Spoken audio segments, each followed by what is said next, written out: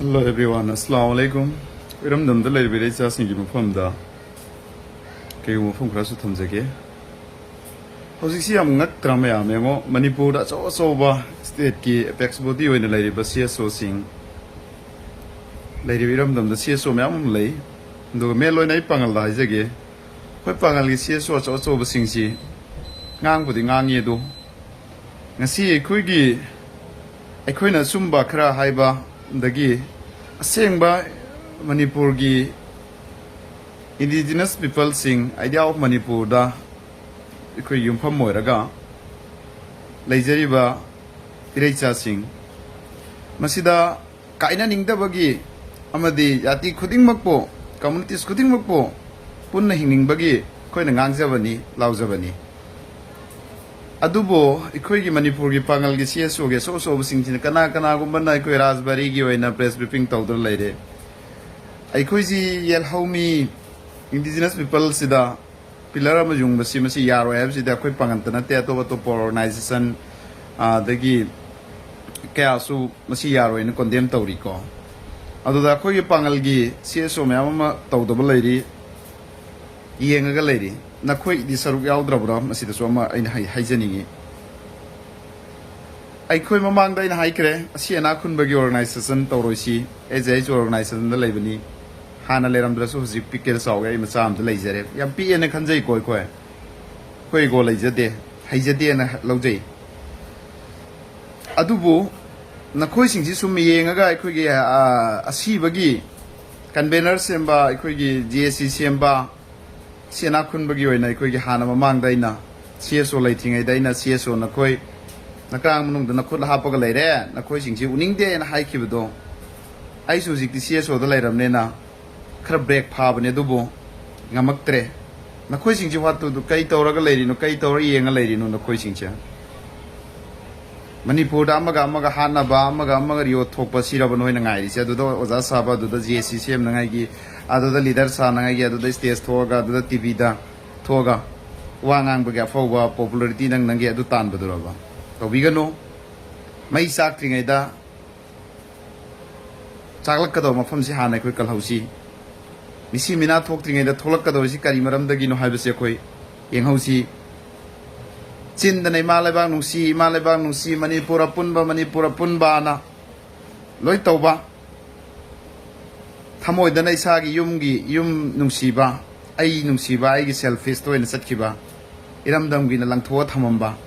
ai na ku lor loi ai thika ta hor loi ai tu ga jana hor loi na kidoba adunga si CL Express ta kai gubam su thengni ko some MLAs are reportedly involved in the erection of the indigenous pillar by the FOHs,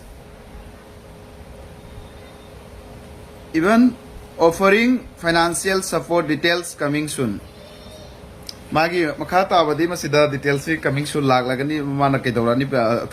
loin haira kini hairi ko sida koi some MLA kharana involved tawre koi indigenous pillar gi yung basida financial gi kari gi involved tawre haiba ma ai gi CL Express ta mundo gi post am su thengna jai masi su sumang bane na lawai maram amada tawri basing sida sarkar na lainga na luching basing jine yadra ga bo haumi federation gum mana asida pillar junga ga gi indigenous moi myam si charang han ba thamoi gi sentiment su thugai bi abro aina haijen dingi sidi adi sili now sing nar ka da I pangal gi CSO leiriba leader sing khoi dinga khane ngang ni Oza Singh, Yamba Singh, Olmai Kiram Singh. I koi la na to si la na yena si hai banate. La na illegation to bodo di koi mathakta koi pangan si nam thana bo na bodo di madu yaroi as indigenous people la moina koi jo laire ibne na masida koi yet kadam ni makoi na nam ga chatpati yaroi hai basi masi CSO magi responsibility praja gi seba to magi responsibility lofam thokpra na khalle ba. Ai khakta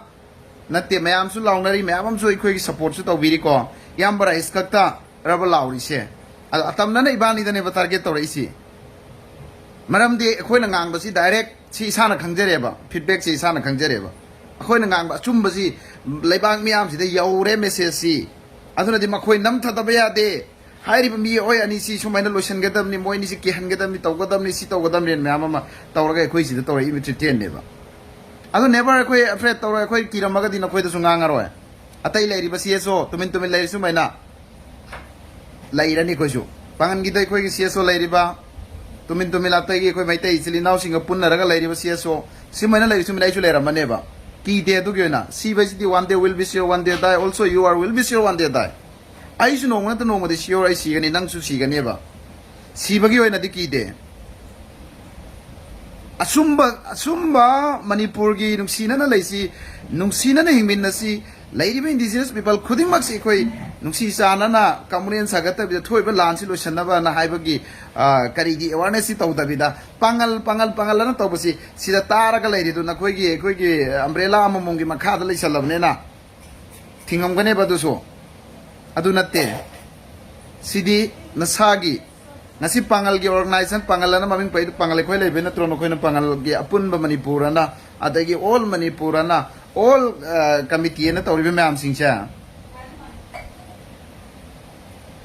ming na pangan gi loba thabuk na pangan gi sulak pada si kun ga dori raba asi na kun ba gi lei gadra ba masi athu dai khoi khan ba mathau tai ai khoi fatna maitei sirinau da hai sai ba na te फलक त्रिबसी मैतै सिरिनाउ सुलै पांगन सुलै पांगन गिना पांगन वरकसी मैतै गिना मैतै न वरा हंसी अखोइना मखोइदा request तौसी सिगदा लैरिबा लैबाकी UN मसक खंगबा सिंगजिदा ए वजा सिसिना नोहिना सि तौरै सि हामी फेडरेशन तौरै सिनि सि मयाम दा सेंटिमेंट सोय मसि थुना लथोलो मसि सुमाय तौबा यादे